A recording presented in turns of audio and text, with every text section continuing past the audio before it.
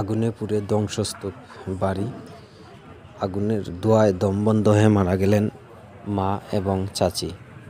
সম্মানিত ভিউয়ার্স, মৌলভীবাজার সদর উপজেলার 11 নং মোস্তফাপুর ইউনিয়নের সাবেক চেয়ারম্যান শেখ রুমেল আহমেদের বাড়িতে গতকাল মধ্যরাতে অগ্নিকাণ্ডের ঘটনা ঘটে।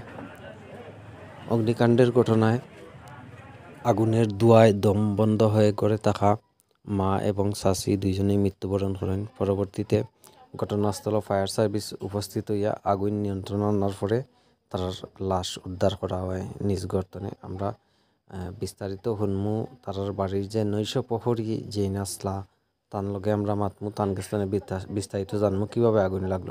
দেখা তাইনি মূলত রাত্রে ডিউটিতে আসলা তার বাড়িতে ডিউটি করেন। তো রাত্রে যখন আগুন লাগছে প্রথমে সর্বপ্রথম তাইনি দেখছেন, কিন্তু অনেক ডাকাডাকি করছেন যেহেতু রাত্রের মধ্যরাত পরে আগুনটা লাগছে। তো সে অনেকের সাথে সাথে সারা দিছই না, অনেক সময় গেছে। আমরা যতটুকু কেন বেশি অনেকে জিজ্ঞাসি যে প্রত্যেকে যারা প্রথমে আইছিল অনেক ডাকাডাকির পরে অনেক পরে মানুষ আইছেন আগুন লাগাতে। আমরা তান গেছিলাম জানবো আগুন ঠিক কয়টার সময় আগুন লাগছে।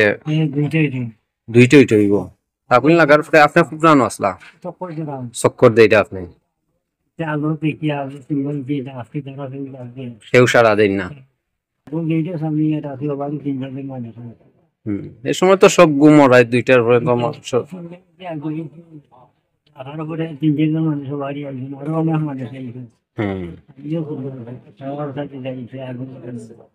আচ্ছা, যে দুইজন মারা গেছেন দুইজনই মহিলা, তো তারা তো আসলে যে রুমে আসলা ভিতরে আসলা তারা রুম তো আগুন গেছে না, তারা কিভাবে মারা গেছে? তো দুয়ার কারণে ফায়ার সার্ভিস কতক্ষণ পরে আইছিল তার বাড়ি? ফোন দেওয়ার পরে ফায়ার সার্ভিস আইছিল।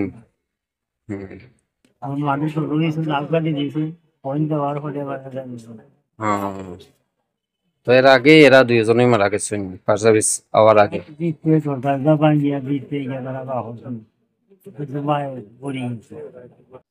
প্রাথমিকভাবে আগুন লাগার মূল কারণটা জানা গেছে না, কারণ মধ্যরাতে আগুন লাগছে, সবই গুমো আসলা। নৈশ ভাষ্য মতে যে আগুনের সূত্রপাত হয়েছে রুমের ভিতরে।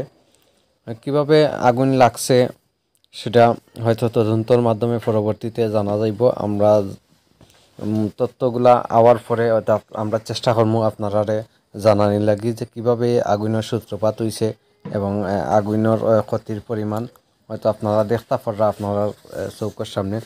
পুরা বাড়ি নিচতলা এবং উপরের কিছু অংশ, উপরের তলা 2 তলা বাসা উপরের তলার কিছু অংশ পুড়ছে।